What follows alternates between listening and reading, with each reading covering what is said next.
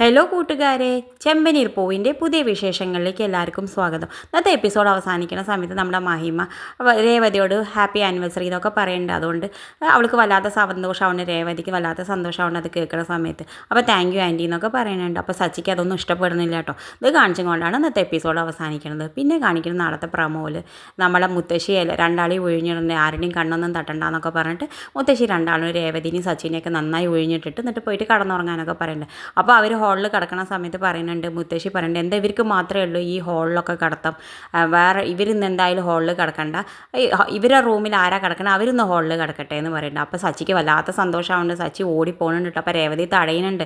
രേവതി പറയുന്നുണ്ട്, വേണ്ട സച്ചിയേട്ടാ എന്ന് പറയുന്നുണ്ട്. എന്തായാലും സച്ചി ഓടിപ്പോയി റൂമിൽ നിന്ന് സുധിയുടെ ബാഗും സുധിയുടെ തുണിയും കടക്കിയും ഒക്കെ എടുത്തിട്ട് പുറത്തേക്ക് ഇടുന്നുണ്ട്. ഒക്കെ പുറത്തേക്ക് കൊടുത്തിട്ട് സുധീനെ പുറത്തേക്ക് ആക്കുന്നുണ്ട്. അപ്പോൾ സുധി വല്ലാത്ത സങ്കടത്തിൽ ശ്രുതിക്കും വല്ലാത്ത സങ്കടമാവുന്നുണ്ട്. ഇങ്ങനെ പുറത്ത് പോയി ഹാളിൽ കിടക്കണ്ടേ വിചാരിച്ചിട്ട് വല്ലാത്ത സങ്കടമാവുന്നുണ്ട്. എന്തായാലും പിന്നെ കാണിക്കുന്നത് നമ്മുടെ കട ഉദ്ഘാടനമാണ്. സുധിയുടെ കട ഉദ്ഘാടനത്തിന് എല്ലാവരും പോകുന്നുണ്ട്. എല്ലാവരും സന്തോഷിച്ചിട്ട് കടയൊക്കെ ഉദ്ഘാടനം ചെയ്യുന്നുണ്ട്. വലിയ സന്തോഷത്തിലാണ് എല്ലാവരും. എന്തായാലും ഈ കട ഇനി എത്ര ദിവസം ഉണ്ടാവും എനിക്കറിയില്ല.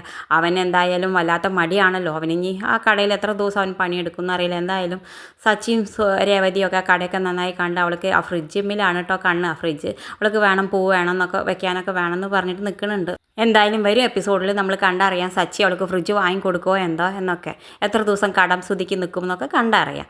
ഇതുപോലുള്ള ചെമ്പനീർ പൂവിൻ്റെ വിശേഷങ്ങൾ നിങ്ങളുടെ മുന്നിൽ എളുപ്പത്തിലെത്താൻ ഈ ചാനലൊന്ന് സബ്സ്ക്രൈബ് ചെയ്യണേ.